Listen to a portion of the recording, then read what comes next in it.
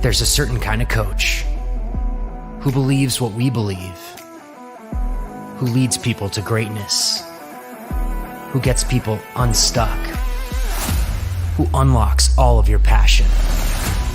A coach who helps people discover what drives them, to tap into their superpowers. That knowing your why is the first step to untap potential, to focus, to breakthroughs. A coach who's looking for a better way. Are you that coach?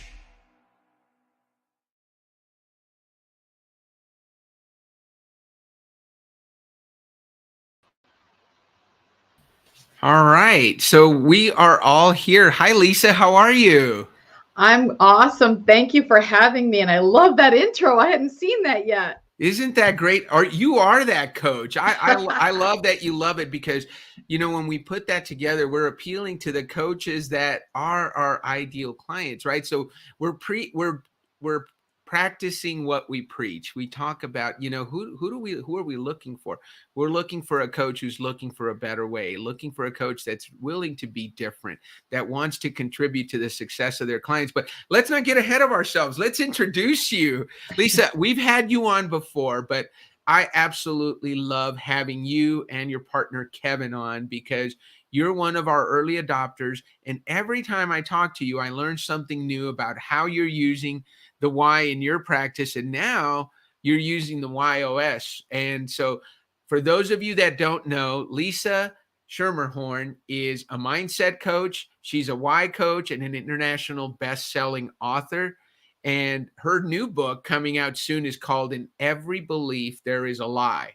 Lie is in the middle of belief. So I know we're going to talk about that, but let's talk a little bit like I always start every show, Lisa. Let's talk about your why operating system because that has been a breakthrough for you. I saw that we're going to talk a little bit about your Awaken the Why Within challenge, but your WHY.os is to challenge the status quo, to find a better way, and to make sense of the complex and challenging. So what's that sound like? Now you're a little bit more familiar with it. You've lived with it for a while. What's it been like? Oh my God, it was such a game changer for me. The funniest thing was that, when you hire someone to do marketing for your business and people tell you that this is how you're going to get this type of client, and you listen to other people. Yeah. And I realized that I was marketing to all the wrong people because they didn't share the same why that I had. Right. So being a challenge, I'm an outside the box thinker. Mm-hmm. And so I love, doing things that are different.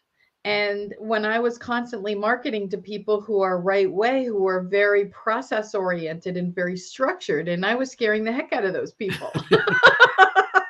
You don't want to come at a right way person with all your different ideas and out of the box thinking, right? Exactly. But it even went deeper than that for me because I've told this story many times.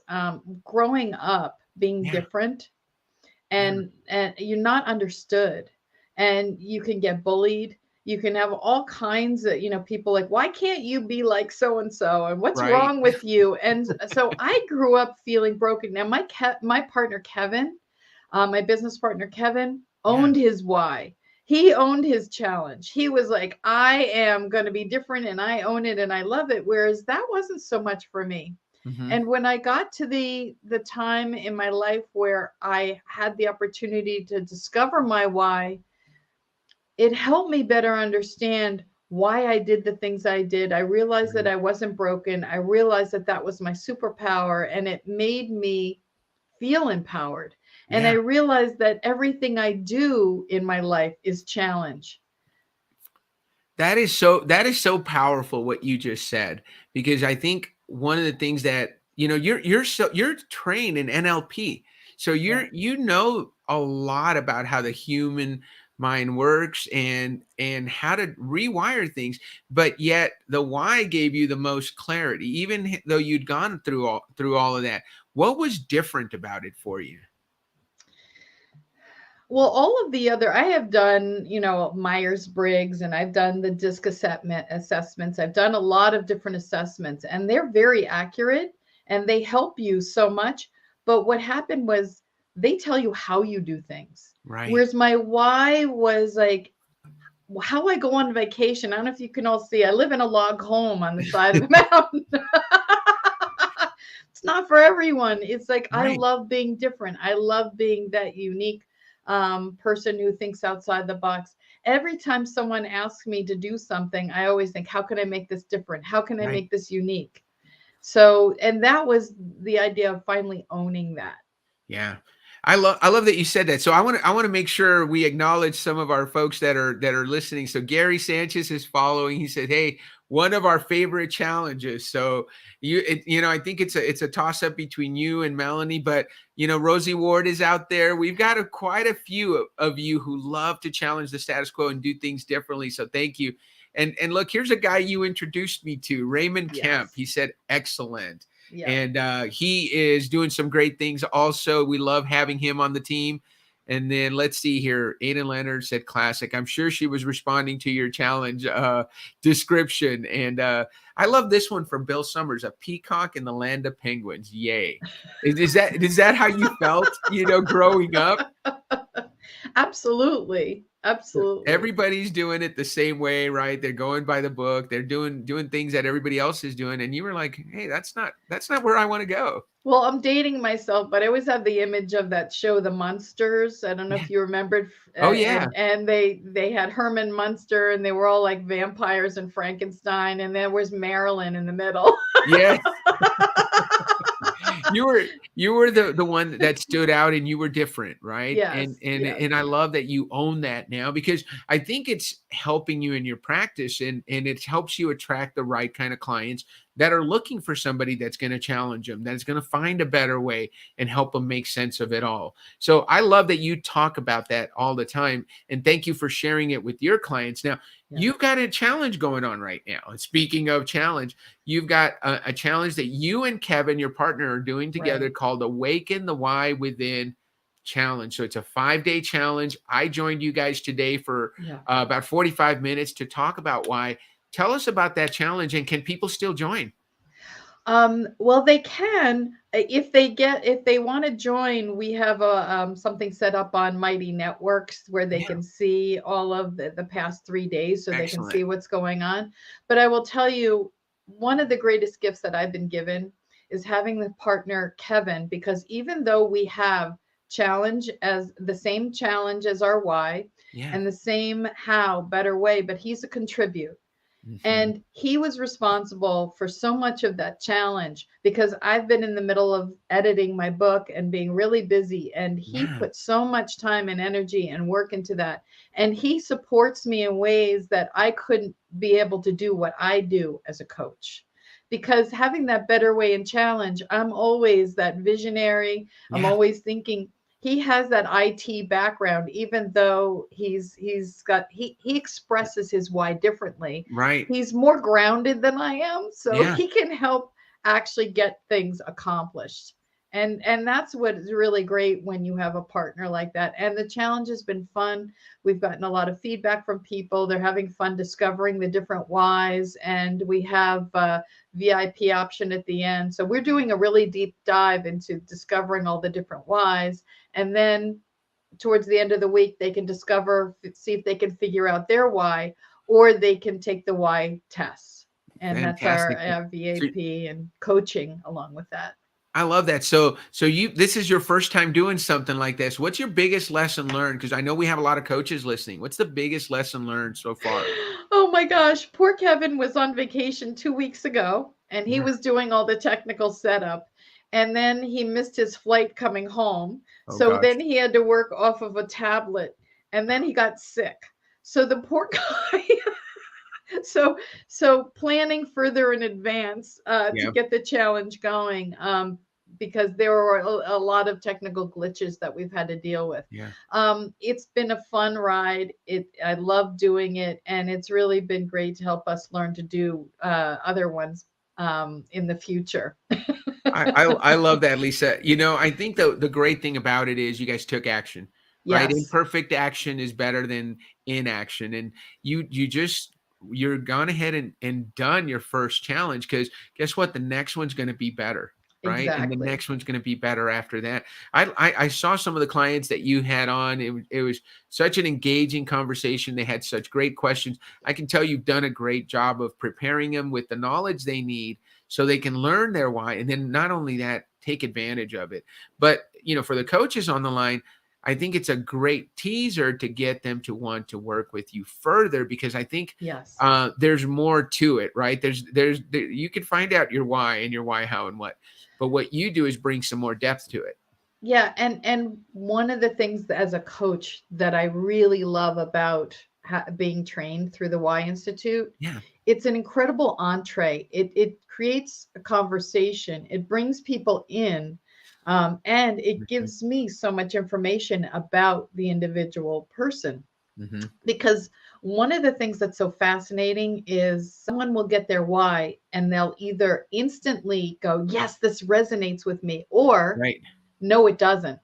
Yes. And I had a client earlier this week, and he's like, this is not me. I would never have chosen this. I didn't even think about that one. And I said, well, let's talk about this, Right. because his why came up as clarity. And I said, how important is it for people to understand you? He said, Mhm. it's so important. But the problem for me was no one understands me. I said, Mhm. well, that's the work we need to do. So it Right. gives me insight as to the beginning of my coaching, so I don't have to dig around as much. Yeah. So you use it to understand your clients better, right? And you Right. use it to create your program specifically for them. You mentioned it, and I posted about this different uh way that you use it, because your why is what makes you different. And you talk Right. about the fact that as a coach, the why opens the door wider. It gets people through the door faster, because people come Right. and say to you, hey, I want to know my why. What is that like when people come to you? What's your experience when somebody says, hey, I see you're a why coach, I want to know my why? First of all, it helps create rapport. It helps me Hmm. better understand them so I can communicate with them better. Oftentimes, people will seek coaches because they're lost. They're Yeah. in a transition in their life. So, this helps them better understand themselves. I Yeah. had someone who was, really in a lost place, and I did two things with them. I did their why, and I helped them discover their values. Yeah. Because oftentimes, if you don't know your values and you don't know why you do things, you have no sense of self. Right. So as soon as we did this, they were like, oh my God, I see where I'm off track in my life. I see, how bringing these things in my life in this way will bring me so much more joy. And that's what it's really all about. Yeah. I've also used it for people who are in transition in jobs. I had a client who had a job opportunity with a really big corporation in New York City, and she thought it was her dream job. And when we discovered her why, she realized that would have been a nightmare for her, Hmm. and it was too structured. Yeah. And that she decided to go with a startup company that was less money, that had a lot more opportunity and a lot more autonomy. Love that. Hey, by the way, you got a shout out from Melanie Egg. Hey team, great to Hey. see you. So, she is another challenger. So we got three challenges in the house right here. That's my how. I'm not quite as high on challenge as you guys are, but it is my how, and it is how I do a lot of things. I think Aiden, who's on the Y Force, would say, Dan, you're a challenge. I don't care what you say. That's who you are. And I love that you brought up values, because we were talking about that. I bet we're going to get a big thumbs up from Aiden, because that we're looking at the difference between values and why. So how do you look at that difference, Lisa? Well, when someone has their value of family, Hmm. right? What does that really mean? Yeah. And someone can say my one of my values is family, but they're not contributing to the family the way they think they are. They Right. may be just providing, and then Hmm. they realize, wow, this is one of my values, yet I'm not holding, I'm not participating the way Right. I really long to. I need to look at that.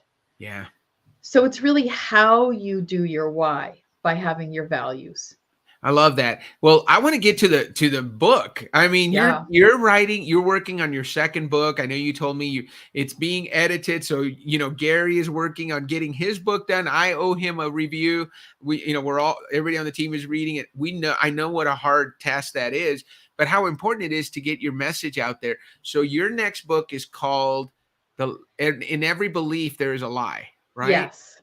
And So, it stems from our belief systems yeah, and how we get programmed. yeah. And this is the problem with our lives. Dr. Bruce Lipton talks about everything that we learn as children up until the age 7 is just like programmed into us. So not only do we get our information from our parents, the Yeah. programming, we get it from our culture. We Yeah. can also inherit beliefs. This blew Mhm. me away. There's an actual science called epigenetics, and they've done studies where they've taken mice and they had them smell this particular smell, and every time they smelled it, they gave them an electric shock Right. until they associated with it. Their grandpups, whenever they smelled that smell, would run without being electrocuted. Really. So they've done studies with survivors of the Holocaust. Their grandchildren can have trust issues, anxiety. There's all kinds of things that come up that aren't ours. And that's part of survival. Right. It's not that it shifts the DNA, but it changes the way the DNA is expressed. Yeah. So we can, and this is all unconscious. So Mhm. there's so many beliefs. There's so Mhm. many things that we take on. For instance, I work with golfers, and I've worked with golf pros before. Yeah. And I had a golfer who went to a tournament, didn't play his best. His putting was normally the best part of his game, but he wasn't playing well. And someone walked up to him and said, "Gee, it's too bad you don't know how to putt because you'd be a phenomenal golf pro."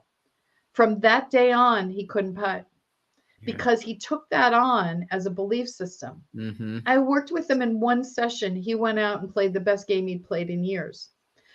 We using these little mind hacks. They're really simple tools that we can use to eliminate beliefs that aren't really ours. Yeah.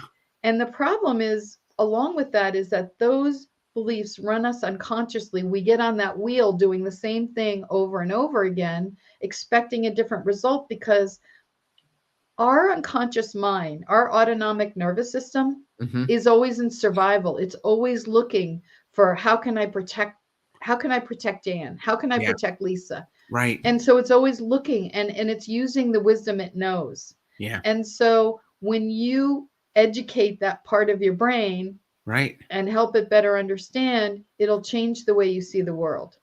So I want to get back to In Every Belief There's a Lie, because I just looked at the word and I'm like, if you put a lie inside a beef, you get a belief, right? Yes. But in every belief there is a lie. So how are our minds programmed? Tell us some more about, because you've done all this work. Yes. Oh my gosh, any kind of trauma. Yeah. Our teachers program us, our religion. If you think Mhm. about certain religions will Mhm. tell us how to eat, what Yeah. to wear. So all of these things become part of our lens that we see the world. And one of the things that's an exercise that I do with people is I have them imagine a lens. And Mhm. if you go through and you pick out what was your socioeconomic status, what Yeah. part of the world did you grow up in?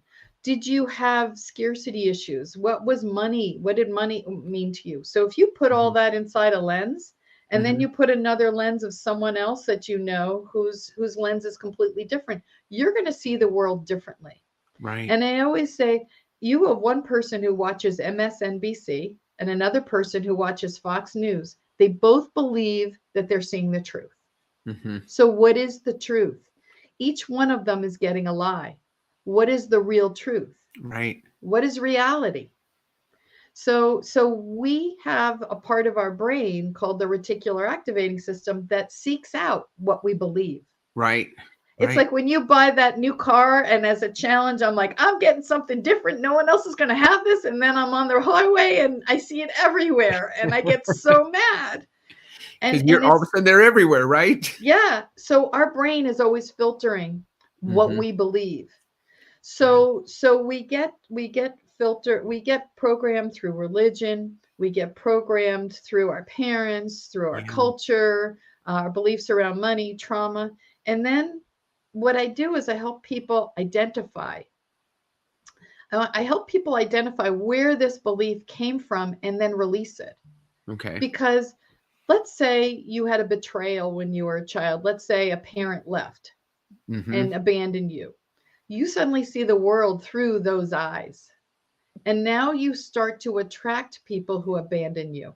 And so now trust most likely becomes your why.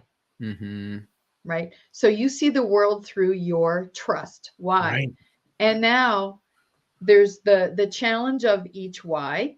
So all of a sudden you see everyone through people who you can't trust. And then you start attracting situations that you can't trust. And then you keep reinforcing it over and over again. When you heal that, then you shift the way you see the world, and then you can step into your power and own your why. And that's why the why is so integral in the work I do. Right. So even though, I wanted to recognize Aiden says she would love to have a session with you. So I don't know how you guys would ever get together because she is in Hawaii and you're all the way on the East Coast. Oh, so I work with 7-hour people time difference. Yeah, I work with people in Australia. It's not an issue. All right. Yeah. Well, and Isabella, so Bella wants the session. I'm going to have to charge you a commission because you're getting all these clients from us, right? This is fantastic, Lisa. So good old Trust Why. I'll take a session also. So maybe you can do them together. They're always together, Aiden and Bella. So we'll give you, maybe you do a 2-for-1 with them. But thank you, Bella and Aiden, for getting in here. And I don't know if you saw Melanie's comment, living your why. Yes. And that is so true. So I love what you had to say on that. So let's talk about your biggest why not moment, because it's the first chapter of your book, right? Yes. A time when you said why not to an opportunity, a circumstance, a choice, and it made a positive impact for you. Tell us about that. Only a challenge would truly understand what I put myself through. Yeah. Well, let's see if we can figure you out. Let's see if we can understand it. So I was married for 29 years. I was very unhappy. My ex-husband and I had this tremendous fear of being alone. And I was studying with this woman who contacted me and said, I'm putting on a firewalk facilitation. This is teaching people through the Sundoor organization, who also trained Tony Robbins, on how to do mind over matter and teach people how to facilitate firewalking. Like, I don't know why I need to do this, but I'm going to do it. Well, I sign up, I show up the first day, and they tell us, okay, in 1 week, we're going to teach you how to break arrows from your throat. You're going to bend a 10-foot piece of rebar from your throat. I have that rebar here as a reminder. You're going to walk 4 feet of broken glass. It's on my LinkedIn channel if you want to see me walking it. I've seen it. You've seen that. And every night you're going to walk 7 to 10 feet of red hot coals. And for graduation, you're going to walk 40 feet of red hot coals. Wow. So when I found that out, I went into a meltdown. I was a mess that whole week. I felt so sorry for the people that I trained with because I'm convinced that I was going to end up in the hospital. But with each challenge, every day, breaking the arrows, I got stronger and stronger. I got more and more feeling empowered. And by the end, by the time we were ready to graduate and do that last walk, one of the people in my class looked at me and he said, how much fire have you walked this week? And I said, well, we've at least walked 7 to 10 feet. We've probably walked at least 50 feet. And he said, you've already walked over 40 feet. This should be your easiest walk. Now go. And I walked, and it was like, I felt like I floated over the coals. And I remember at the end, I rang this bell to signify that I had graduated, and I had not a mark on my feet. Yeah. Where did you go for this? Where does one go to firewalk, walk on glass, bend arrows, and bend rebar? A shaman in New Hampshire. Okay. So you didn't have to go too far. No, I didn't. She's since passed away. Unfortunately, she died from COVID this past fall, but there's all kinds of programs through Sundoor. But I knew that I had to get myself out of my own way and challenge Yeah, my greatest fears in order to take the next step in my life. love And that. that's how challenge works for me. I'm Yeah, always pushing myself. I'm always saying, how's that working for you, Lisa? And then I kick mhm. myself in the butt and challenge myself all the time. That's how I motivate myself. So how does that translate to your coaching? Can your clients expect to get a kick in the butt every once in a while? How do you use your why of challenge? And then you mentioned you tend to attract people with Right. your why. So you're working with fellow challengers. If now I would never do that to someone who doesn't challenge. I will push people out of their comfort zone only if Right. they want to. Right. Some people you have to really go slow, and there's some Mhm. people where you can really go hard and fast. Mhm. So it's really up to the individual, but I would never put someone in a situation where they're out of their comfort zone too much. Yeah. Change requires going out of your comfort zone, and it can be scary, and that's why I give tools to help remove the fear, Yeah. because it's always the fear of your challenge that's far worse than the actual doing of whatever you need to do. Right. um it's always the fear of the unknown and things like that scare us. Yep. Once we're neutral about it, then we can go into with our conscious mind and really think about it and make conscious decisions Right. that are really in our best interest without getting emotional. Yeah. Uh, I want to finish because I want to hear what's next for you and Kevin. You guys are always doing some incredibly creative stuff, and I see you on LinkedIn, and I see your post. I see Kevin. I love the design of your background right now. It's really Um, cool because it's talking about Awaken the Why Within challenge. What's next for you guys? We are actually working with a fellow, Rick Messing. He's with the Cotel Business Group, and it's all about ethics in business. Oh, And we're putting together a program because we ask people all the time, how many of you believe that there should be more ethics in business? And everyone raises their hand. yeah. But then you ask people, what does that look like? What is ethics in business? And what it really comes down to is kindness, Yeah. treating people the way they wish to be treated. And as you like to say, your platinum rule is Yeah. treating the people the way they wish to be treated. And Yeah. so we're going to be integrating the why into that program along with other techniques to really help change culture and helping people have a better experience at work. I love that. So, what's the biggest breakthrough you've seen this week with the clients you're working with in the challenge? I actually had one with a client. He was talking to me about his wife because his wife is right way. Yeah. And so she's very process driven. Right. And he has simplify and clarify. So he's just like, get it done. I don't care how you do it. Just Right. get it done and make it easy. So she was having trouble because their communication was they were having difficulty because Right. he didn't want to listen to the process. He's Right. like, that's not necessary. And I told him, if you sit and listen to her process, your relationship will become much more intimate. Yeah. You know how to get to a guy's motivation, right? Because she's going to feel heard. Mm-hmm. She's going to feel valued because you heard her process. And Yeah. I understand that it's too many words, but when you have a partnership, and we talk about this too, there's the 5 languages of appreciation or the 5 love Right. languages. When you can communicate using that and knowing someone's why, it changes the dynamic in your relationships and at work and at home and with your kids. Because if you are a right way parent and you have a child that is challenged, there's a whole load of stuff there of triggers. Yes. There's a lot of There's a work. lot of work there, but when you understand their motivations and their why, you Yeah. can better learn to communicate with each other instead of Mhm. triggering each other. Love that. And that it's all about understanding, right? I call it, Right. when you know someone's why, you can have the grace to understand them.